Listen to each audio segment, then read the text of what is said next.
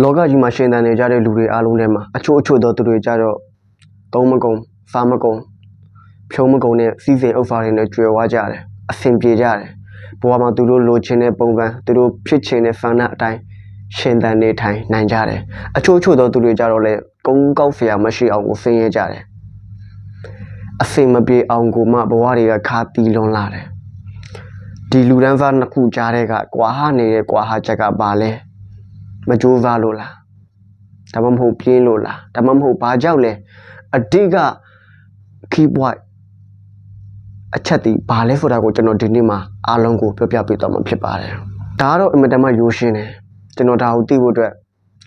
အချိန်အနည်းငယ်ပေးပြီးတော့မှကျွန်တော်လေ့လာတဲ့ဖူဖန်တဲ့လူတွေကိုကျွန်တော် like ကြည့်တဲ့အခါမှာအချက်ကတစ်ချက်တည်းပြအင်မတန်မှရိုးရှင်းတယ်ကျွန်တော်ခုပြောပြပေးမယ့်ဗီဒီယိုကလည်းအရင်ကြီးရှည်မှာမဟုတ်ဘူး maybe 9 မိနစ်9 မိနစ်တလောက်ပဲအချိန်လေးပဲပေးရမှာဒါလေးကိုခင်ဗျားတို့ကြည့်သွားမယ်ဆိုရင်အဖုံးထိနားထောင်သွားမယ်ဆိုရင်ခင်ဗျားတို့ဘဝမှာအင်မတန်မှအရေးကြီးတဲ့တော့ချက်ကြီးတစ်ခုကိုခင်ဗျားတို့မြင်သွားမှာဖြစ်တယ်ဟုတ်ပြီအဲ့ဒီအချက်တွေ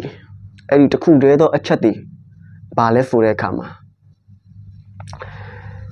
ပညာကိုနှစ်သက်မြတ်နိုးတဲ့သူနဲ့ပညာကိုမထင်မဲ့မြင်ပြုတဲ့သူဒီတစ်ချက်ပဲပညာကိုချစ်ခင်မြတ်နိုးတဲ့သူတွေရဲ့အနာဂတ်ဘဝနေထိုင်မှုပုံစံဟာဉာဏ်ပညာနဲ့ပြည့်စုံတယ်။ဘာကြောင့်မို့ဒီဉာဏ်ပညာကိုချစ်ခင်မြတ်နိုးတာနဲ့ငွေကြေးတွေအဆင်ပြေပြီးတော့ဘဝတွေကတာယာလှပရတာလဲငွေဆိုတာပညာနောက်ကိုလိုက်တယ်။ငွေဆိုတာပညာနောက်လိုက်တယ်ငွေဆိုတာအချိန်အားခွန်အားနဲ့ငွေရှာတဲ့သူနောက်ကိုဘယ်တော့မှမလိုက်ဘူး။ငွေနောက်ကိုလိုက်နေတဲ့သူတွေကအချိန်အားခွန်အားကိုသုံးပြီးတော့မှလိုက်နေတာ။ No ငွေကဘသူနောက်ကိုလိုက်လဲဆိုရင်ငွေကပညာနောက်ကိုလိုက်တယ်ဒါကြောင့်မို့သူတို့ဘဝမှာပညာကိုချစ်ခင်မြတ်နိုးတဲ့အခါမှာပညာတွေသင်ယူကြတယ်လေ့လာမှုတွေလုပ်တယ်အဲ့ဒီပညာတွေနဲ့သူတို့အလုပ်လုပ်တဲ့အခါမှာအချိန်အားလောက်အားကိုသုံးပြီးရှာတဲ့သူတွေထပ်ပိုရှာနိုင်တာတယ်သူတို့နောက်ကိုငွေကအလိုလိုလိုက်နေတာအဲ့လူတွေကကျွဲဝချမ်းသာတဲ့ပြည်စုံတဲ့ဘဝကိုရကြတယ်ဟုတ်ပြီဒါဆိုဘာကြောင့်ဖင်းရဲတဲ့သူတွေကရောဖင်းရဲတဲ့လူအများစုကိုတွားကြည့်ပညာကိုမထင်မဲ့မြင်ပြုတယ်